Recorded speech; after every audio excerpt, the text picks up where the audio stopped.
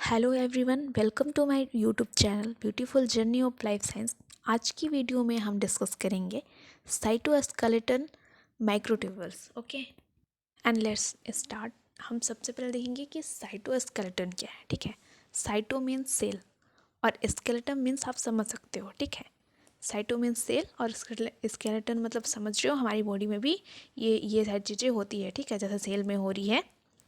Okay, तो क्या है ये? देखो, cytoskeleton is complex network of interconnected filament and tubules that extend throughout cytosol form the nucleus and inner surface of the plasma membrane। ठीक है, ये क्या है? साइक्लोस्केलेटन जो होता है वो इंटरकनेक्टेड फिलामेंट का एक कॉम्प्लेक्स नेटवर्क है। ठीक है, और ट्यूब्यूल्स भी है। साइक्लोस्केलेटल जो होते हैं वो पूरे साइटोसोल में प्रेजेंट होते हैं।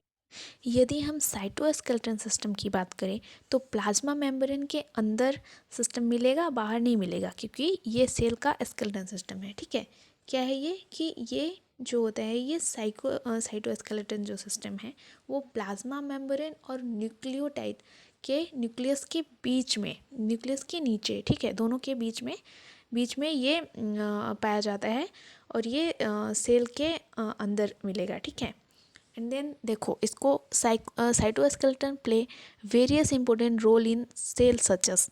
ठीक है, क्या क्या रोल प्ले करता है ये? पहला तो सेल मूवमेंट करता है, ये सेल डिवीजन भी करता है, movement of membrane bound organelles within cytosol. Okay, ये signalling and cell adhesion. Okay, and then हम देखेंगे टाइप्स ऑफ साइटोस्केलेटन, कितने टाइप हैं इसके। ठीक है, there are 3 types of skeleton in eukaryotic cell. पहला है माइक्रोफिलामेंट, इंटरमीडिएट फिलामेंट और माइक्रोट्यूब्यूल्स।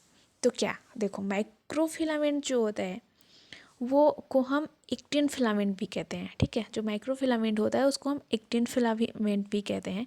आप लोगों ने सुना होगा, ने मसल्स कॉन्स्ट्रक्शन में एक्टिन और मायोसिन का नाम सुना होगा। ठीक है, क्या बोला मैंने कि जो माइक्रोफिलामेंट को भी हम एक्टिन फिलामेंट कहते हैं, और आप लोगों ने मसल कंस्ट्रक्शन में एक्टिन और मायोसिन का नाम सुना होगा। यही वो फिलामेंट है जो मायोसिन मोटर प्रोटीन फंक्शन करते हैं और उसका रिजल्ट सेल कॉन्ट्रैक्शन या मसल कॉन्ट्रैक्शन है, जिसको हम लोग माइक्रोफिलामेंट के नाम से जानते हैं।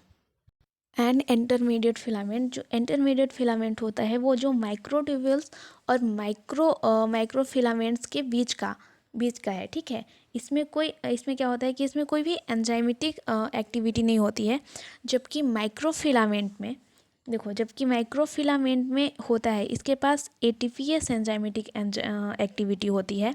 और जो माइक्रोट्यूब्यूल्स है, क्या है, ये एक ट्यूब लाइक स्ट्रक्चर है और इसमें मोनोमेरिक यूनिट जीटीपीएस हाइड्रोलाइसिस करती है। ठीक है, क्या बोला मैंने? देखो, माइक्रोफिलामेंट है जो, उसमें एटीपीएस एंजाइमेटिक एक्टिविटी काम करेगी, और जो इंटरमीडिएट फिलामेंट है उसमें कोई भी एंजाइमेटिक एक्टिविटी काम नहीं करती है। जबकि माइक्रोट्यूब्यूल्स में भी इसकी भी मोनोमेरिक यूनिट होती है जीटीवीएस, जो कि एंजाइमेटिक एक्टिविटी शो करती है और ये हाइड्रोलाइसिस करती है। ठीक है, एंड देन हम देखेंगे माइक्रोट्यूब्यूल्स, इसको डीप में स्टडी करते हैं। ठीक है, देखेंगे क्या है ये। ठीक है, जो माइक्रोट्यूब्यूल्स होते हैं वो होलो सिलेंड्रिकल स्ट्रक्चर होते हैं।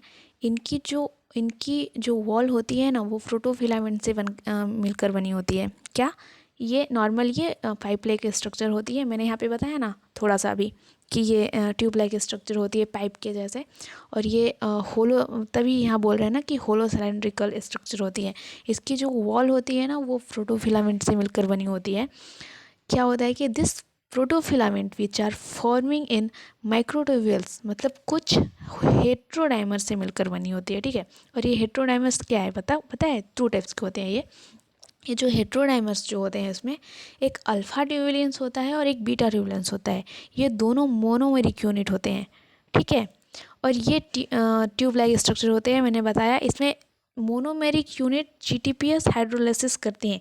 यहाँ पे मैंने पहले ही बताया कि इसमें देखो मोनोमेरिक यूनिट काम करती है, जीटीपीएस हाइड्रोलाइसिस करती है। तो ये जो मतलब मोनोमेरिक यूनिट की बात हो रही है, वही मोनोमेरिक यूनिट है alpha tubulin and beta tubulin. ठीक है। एंड इन डेफिनेशन देखो क्या है कि microtubules are found in the cytoplasm of all types of eukaryotic cell with rare absence such as in human erythrocytes. और देखो यहाँ पे स्ट्रक्चर में देखो मैंने डाइमर्स की 2 डाइमर्स की बात की। ठीक है, क्या ये मतलब हेट्रोडाइमर्स 2 हेट्रोडाइमर्स। देखो ये एक alpha tubulin and beta tubulin, ये इसका क्रॉस सेक्शन है। ठीक है, ये देखो यही अल्फा ट्यूबुलिन और बीटा ट्यूबुलिन से जो मोनोमेरिक यूनिट होते हैं।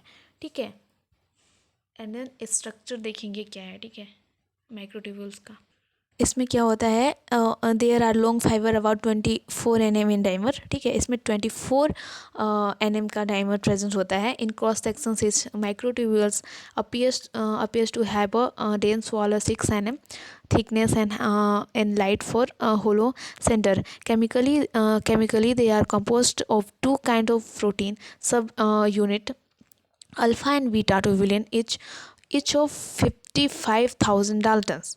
Okay, देखो मैं बता रही हूँ कि ये स्ट्रक्चर कैसे फॉर्म होते हैं। ठीक है, ये क्या होता है, ये होलो सिलेंड्रिकल स्ट्रक्चर होते हैं। इनकी वॉल्स जो होती है वो प्रोटोफिलामेंट की बनी होती है, और जो प्रोटोफिलामेंट्स एक हेट्रोडाइमर्स के बने होते हैं, और ये हेट्रोडाइमर्स होते हैं alpha tubulin and beta tubulin. मैं बार बार बोल रही हूँ कि ये 2 हेट्रोडाइमर्स के बने होते हैं, एक अल्फा ट्यूबुलिन एंड बीटा ट्यूबुलिन्स। ठीक है, और ये दोनों जो मोनोमेरिक सब यूनिट है, मोनोमर सब यूनिट अल्फा ट्यूबुलिन और बीटा ट्यूबुलिन होते हैं। ठीक है, और ये सभी डाइमर्स आपस में अरेंज होता है एक पर्टिकुलर ओरिएंटेशन में।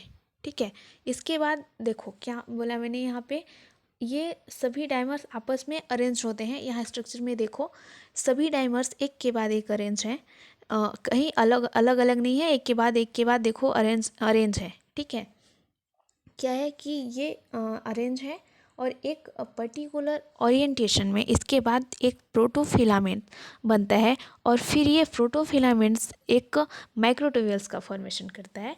Different monomeric subunit example of alpha tubulin and beta tubulin are arranged together then form polymers known as microtubules.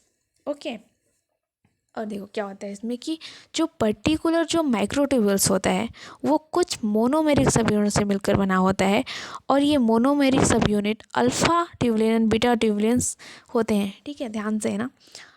अब ये alpha tubulin and beta tubulins होते तो हैं मोनोमर, लेकिन आपस में कंबाइन होकर एक ये हेट्रोडाइमर क्रिएट करते हैं, और होलोडाइमर्स ही एक बेसिक स्ट्रक्चर सब यूनिट होती है इसे माइक्रोट्यूब्यूल्स को फॉर्म करने के लिए।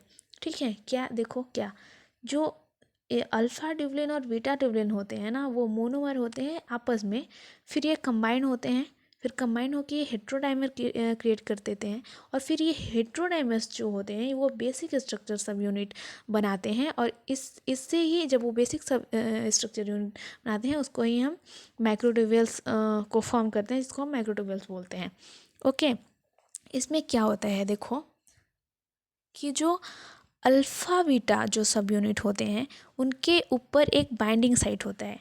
ठीक है, जो अल्फ़ा डाइमर और बीटा डाइमर्स की हम बार बार बात कर रहे हैं, स्ट्रक्चर्स में भी देखो जो अल्फ़ा बीटा सब यूनिट होते हैं उनके ऊपर एक बाइंडिंग साइट होता है, और ये बाइंडिंग साइट जो होता है वो न्यूक्लियोटाइड के लिए होता है।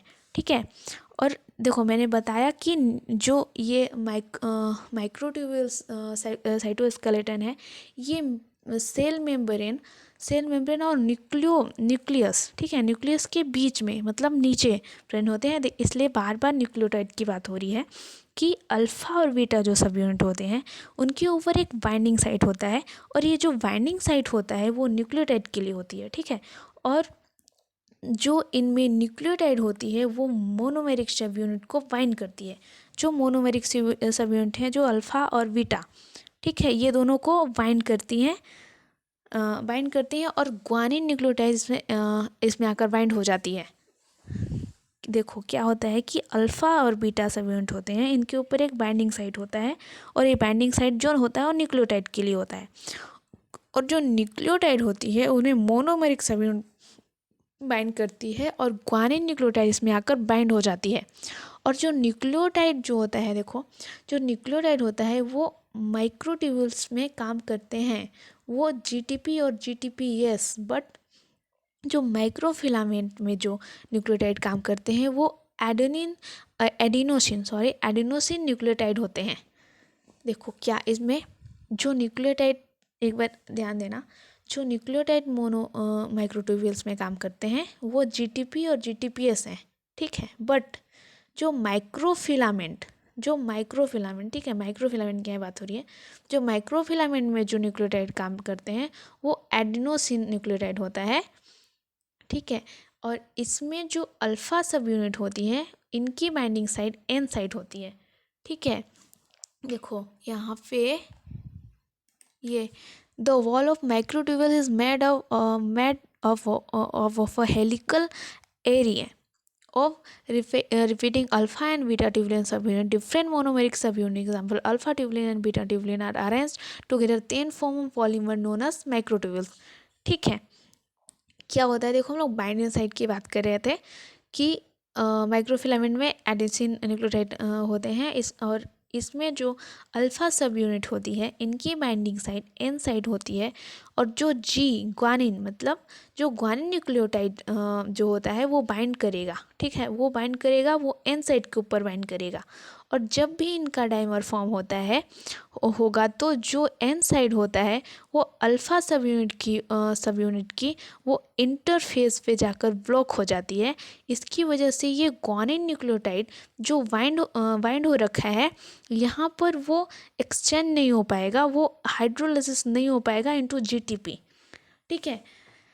एक बार मैं रिपीट करती हूँ, देखो इसमें जो अल्फ़ा सब यूनिट होते हैं इनकी बाइंडिंग साइड एन साइड होती है, ठीक है। और जो जी मतलब ग्वानिन न्यूक्लियोटाइड बाइंड करेगा वो एन साइड के ऊपर बाइंड करेगा, और जब भी इनका डाइमर फॉर्म होगा तो वो एन साइड पर ही होगा, और अल्फ़ा सब यूनिट की जो इंटरफेस पे जाकर ब्लॉक हो जाएगी, जिसकी वजह से ग्वानिन न्यूक्लियोटाइड जो बाइंड हो रखा है यहाँ पर वो एक्सचेंज नहीं हो पाएगा, वो हाइड्रोलाइसिस नहीं हो पाएगा इनटू जीटीपी, ठीक है। एंड देन देखो ये क्या क्या फंक्शंस करते हैं माइक्रोट्यूब्यूल्स, तो giving shape to cell and cellular membrane, ये क्या होते हैं कि किसी भी सेल के स्ट्रक्चर को मेंटेन करके रखते हैं, ठीक है। जो माइक्रोट्यूब्यूल्स होते हैं वो किसी भी सेल्स के जो स्ट्रक्चर्स हैं उनको मेंटेन करके रखते हैं, स्ट्रक्चर इंटीग्रिटी को बनाए रखते हैं, ठीक है। क्या है कि ये cell movement which include contractions in muscle cells and more, ठीक है। और क्या होता है कि ये किसी भी सेल के मोटिलिटी को में इम्पोर्टेंट रोल प्ले करता है, ठीक है। ये transportation specific organelles within a cell via microtubules, okay. देखो और माइक्रोट्यूब्यूल्स क्या करता है, ये माइक्रोट्यूब्यूल्स जो होता है वो सेल डिवीज़न में भी अपना रोल निभाता है। सेल का मूवमेंट मतलब एक जाएगा अगर ये मूव नहीं करेगा तो, ठीक है। अगर माइक्रोट्यूब्यूल्स सेल डिवीज़न में भी अपना रोल करता है, लेकिन अगर ये सेल मूवमेंट रुक जाएगा कि अगर ये मूव नहीं करेगा तो, ठीक है, ये रोल नहीं करेगा उस पर तो। और क्या होता है कि ये सेल के कुछ स्ट्रक्चर बनाने में भी हेल्प करता है। देखो क्या होता है इसमें कि इसमें मेन कि देखो एंडोप्लाज्मिक रेटिकुलम और गोल्गी बॉडी को भी स्टेबलाइज करता है, ठीक है। ये इसको याद रखना कि ये जो होता है वो मेन है कि एंडोप्लाज्मिक रेटिकुलम और गोल्गी बॉडी को भी स्टेबलाइज करता है, ओके। देखो ये माइटोसिस और मियोसिस मैंने बताया ना कि ये सेल डिवीज़न में भी अपना रोल प्ले करता है, ठीक है। और ये नहीं करेगा तो मूवमेंट रुक जाएगा, okay. Then thank you so much.